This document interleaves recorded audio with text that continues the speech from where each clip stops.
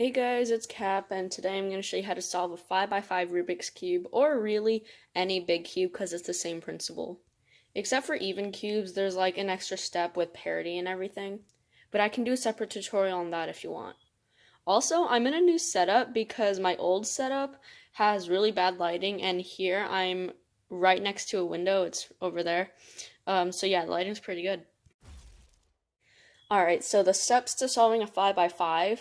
First, you get all of the centers. First, you get the white, yellow, and then all the centers. This is the reduction method, which is good for beginners.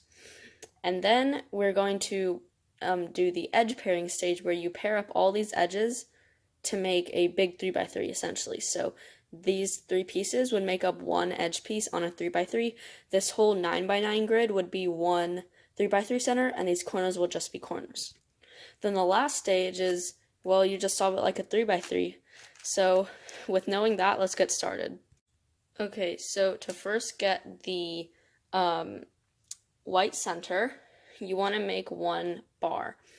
But the first thing you want to do is make one bar with the center. So you can either make the bar here or here. I'm just going to make it across. So you want to find the edge pieces. Edge pieces, not like these edge pieces, but for the centers. The middle pieces, these are what we're looking for. We're not looking for these corner ones, we're looking for the edge ones. So then you just, if you want this one to go here, you just line it up and bring it up to match that. Don't worry about this, you can move it out of the way if you want, but yeah. So then we're going to get the one across from that. So we have these two here, but you can't really put it up like this, so you have to find how to get this piece to here. So if I go like this, then it's over there, and then I can just move it up. So this stage is fairly intuitive. If you just mess around, I think you'll figure out how it will work. Okay, I'm switching angles a little bit because my hands are tired, but anyway. So now we're going to make another bar to go either here or here, parallel to the one we made. So instead of matching it up here, we're going to make it around here and then just bring it up at the end. So it consists of having two of these cornerish pieces and then one middle piece. So I have a middle piece here and I have this here. Now if I want to line it up, you just got to play around with it to make this and like here match up, as you can see. So you can just make it go up like that. So then you want to put it up to the center, but if you go like this, you're going to mess up what you already made. So just turn it to make it parallel and then just put up the center. We're switching angles even more because my hands are still tired. Okay, so now what we're going to do is make the last bar. So I have one piece here, but I want to take it out, so I'm just going to move it down. Then I have this piece here. So if I rotate it here and then bring this, these two line up. And the last one is at the bottom. Now if it's at the bottom, you want to align everything so when you bring this up, it makes a full bar. So how you want to do that is you want to make this go over here just by going like that. You'll have different cases, but this is pretty much what they are. Then you want to move it up. But once you do that, sometimes you might break up the chunk that you already have. So instead, you have to move it out of the way first and make sure you have a clear path before doing it. Then you can just bring it up as shown, and that is how you get the white center. Okay, so the next step is to get the yellow. So this is already aligned, and we want to do kind of the same thing, so we're going to get this bar over here. Now I already have this in the right spot. If I just move this up, it matches. But then if you notice, this the white center is messed up. So what you have to do, once you put that in, turn it once to an empty slot and then bring it back down so it restores it. Then for the next one, I noticed that these two are paired already. And I have another corner here. But I notice if I go like this, it lines up. Basically, this is intuitive. You just have to figure out how it lines up. So again, put it up.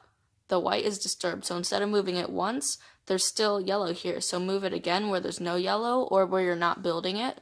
Then bring it back down. For the last one, it's the same. I have this and this. Then I'm just going to move it together like that. Then this is already lined up. We just have to match it just like that. So now you'll notice if I put this up, there's nothing I can do to restore both at the same time, right? So what you actually have to do is line it up, but then do a U2. So it's both yellow. So then you'll watch as these pieces go up, then do a U2, and then bring these pieces back, and if you do it right, the white center should also be restored. So now to work on the other centers, what you want to do is just pick one to work on. I'll choose red, and then you're gonna make this bar again. So I have this already here, and you don't have to worry about messing anything up because nothing is solved over there. Then I have this other edge middle piece, and we can move that like this to line it up over here. Then we're going to make the next bar, which is slightly trickier, but it's the same principle that you're trying to do with the white. So I have this already, and this corner is over here. Now, it's 2 faces away, but it's still the same principle. I want to get it in this spot. So this spot, this spot, this spot. So I have to get this over here, and you can do that by doing that. And then you can see, make sure that this is not this part is not lined up, because if you do this, you're gonna mess up that part. So just do it to a part where you haven't solved yet, and then bring it up to match this. Right? So you made a bar, and then just align it up how you would with the white. So now for the last one, I have these 2 lined up and this lined up. Now I can actually do like a wide move. If I bring these together, that works, but it messes this up. So you want to do again is if you're doing a wide move, you can't actually avoid it. So you have to do is do that, but then move it out of the way, and then bring all of those layers back so it lines up. Then you can just bring it up, and that is how you do another center. So for the next one, it's a bit trickier. I'm going to do the one adjacent to it. You should always do that. I'm going to do the blue. I see that this is solved. I just need to get an edge here. An edge is here, and we're going to move it up. But we messed this up, so we have to bring it to a part we don't care about, and then bring it back down, right? Now, if you notice that you have a T, I'm going to show you a cool trick you can do. You can just take any edge piece and get it into the slot. So first, we're going to get this edge piece into that slot. So the bar is still there, but we have this bar there, and this is messed up. So bring it up, but then instead of doing a U2, just do a U to a layer you don't care about, then bring it back, and then you'll notice that it actually solved. So every time you have a T, you can do that. So now for the last one, we need the edge over here, and in that case it's over here. So if I bring it up to line it up, it messes everything else up. So I'm going to bring it to a new layer that I don't care about, then bring this back down, and this is preserved. And then everything else is preserved. So I'm going to do that same thing with the other corner. I'm going to line it up here, and then bring it to a new layer I don't care about, and then bring it back down. So now you're going to do what you did with the yellow. Instead of going like that, since you can't really do that, you're going to make it so there's the same color, it's solved, and you're going to like mess it up, U2, bring it back down, and then you'll notice that it's solved. Now, for the last 2 layers, it's a bit trickier because you don't have as much to work with. So you want to do as much as you can intuitively. Like for this orange, if I notice that there's a chunk here that I can do, that if I bring this up like that, it solves most of it. But you can't really get all of it. So just do everything intuitively until you get to like a few pieces. So now I'm going to show you what a commutator is and how you can use it for this. So basically, I'm going to put in this edge piece. You can align it anywhere. I'm just going to align it here and here. You want it in the same spot. So now we're switching these two. So I'm going to bring this down to here. But then I need to move it to a new layer, bring that layer down, move the face back, move this layer that you hid before back up, do the move you did again, and then you just like uncover the layer, like unhide it, I guess.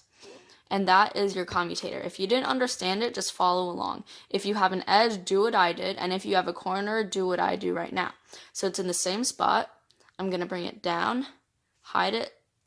Bring it down, move it to a new layer, hide it, restore this, and then just restore that.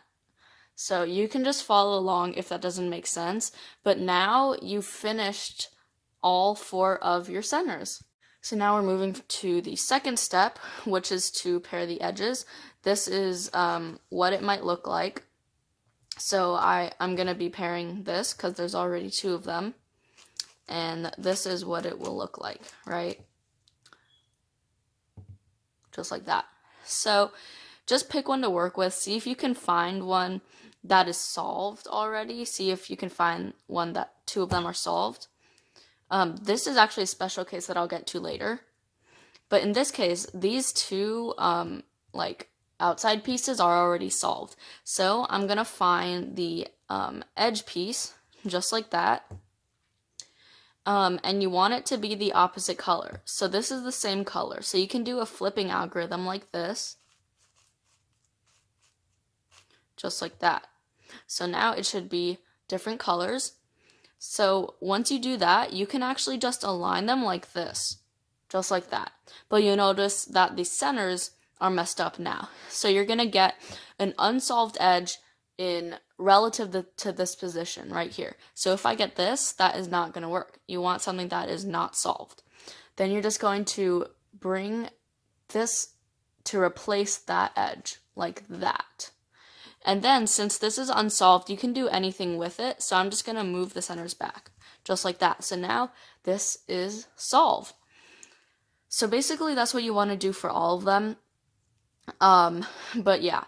So I'm going to get this edge piece, and I notice this is here. So if I move that, this is already solved. So when you first start out, you're going to want to do the pieces one at a time. So I'm going to get an unsolved pair up here, and then bring it in place of that piece, and then restore what I destroyed. Now I'm going to actually move, go back to this, because I noticed that this is a good opportunity, because if I just go like this, oops, wrong layer. If I go like this, this is solved. So I'm just going to go to an unsolved layer. This is unsolved, but I'm working on that right now, and I don't want to disturb it. So I'm going to go to this one. Like that. So I'm coming back to this one now. You can rotate if you want. I noticed that these are different colors, but it's the same piece, so that's what we want. So we're going to just move it, find an unsolved edge, and then restore that. So now, let's see, we're gonna do this green and white one. So the edge, or like the middle edge piece, is over here, but it's the same color, so we're gonna do the flipping algorithm. Just like that, right? And then you can just move it to where it needs to go. Then I'm going to bring an unsolved edge back into that spot. And then we can just move to this one. You need the intuitive part about this is figuring out how to set it up. So in this case, I know that I can set it up like this, but at first you can just experiment with it. Just make sure you only do edge turns and not like middle turns. So I'm just gonna move that unsolved edge to replace it, and then move that back. Now we have this red and white. These two go together. Ooh, these are like 2 of them are solved. So I'm going to do this one right now. So I know my setup moves to make these, and then I'm just going to do that, just like that. Now to move on to this one, we're going to set this one up as well. It's just intuitive, but the more you do it, the more you'll know how to do it. So it's still the opposite color, so we can just move it into place, replace it with an unsolved edge. Now, this is a case with these 2 pieces. If it's flipped, like it's in the right place, but it's like opposite colors, what you need to do is find the other edge piece and then replace it. So instead of doing how you normally would, like that, to do it, that will make it all flipped. So what you want to do is kind of like line it up with this piece, because you'll notice these are opposite colors. So you can just move that and it will be solved. Then you can just replace it with an unsolved edge and then just do that pair again. So I'm going to continue with all of these and I'll see you when I'm done. Okay, so I have paired all the edges except for 2 of them, because you'll notice you can't really do it because you're going to mess everything else up. So there's something different that we need to do. So basically, you need to line it up so 2 of the matching ones are on the bottom left, and then the other one is on the bottom right. This one's on the top right, so I'm going to do the flipping algorithm, because it not only flips its color, but it flips this way too. So now 2 on this side, 1 on this side. What you're going to do is basically, we need this to go over here. So technically, if we move this over here and then flip these, this will be in there. And then once we move it back, it will be lined up. So that's what we have to do. So you're going to move it and then do the flipping algorithm. And then just move it back. And then you'll notice that all the edges are solved. But there's only a 50-50 chance that you get this case. The other 50% chance is that you have one that is flipped, right? Just like this. So basically what you want to do, just follow this algorithm with me. This is called the parity algorithm.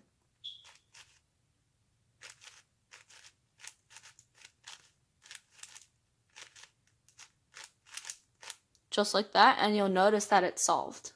So now that you paired everything, you'll notice that it looks like something.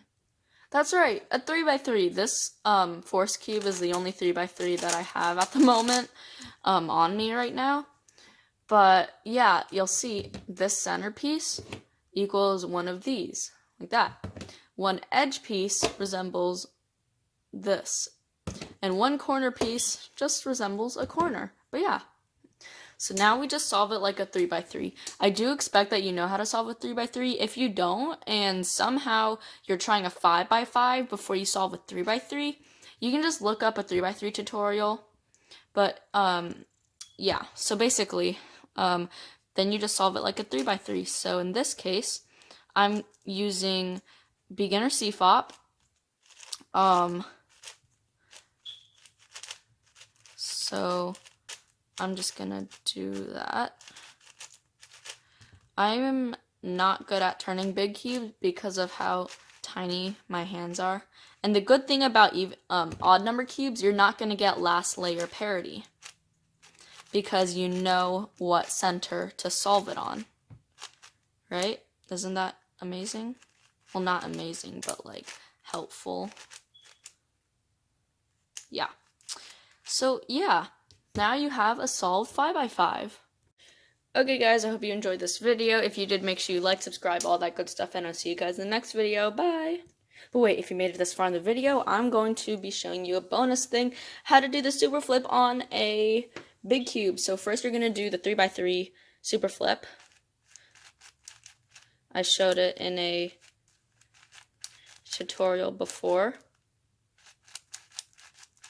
Just like that. Then to get the inner ones, you're going to do the inner layers. So same thing, just do double layers. So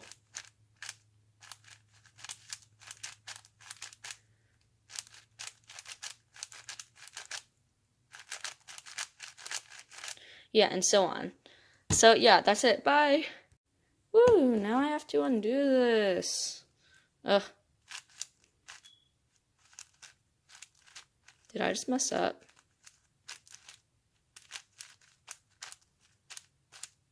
Dang it, I messed up.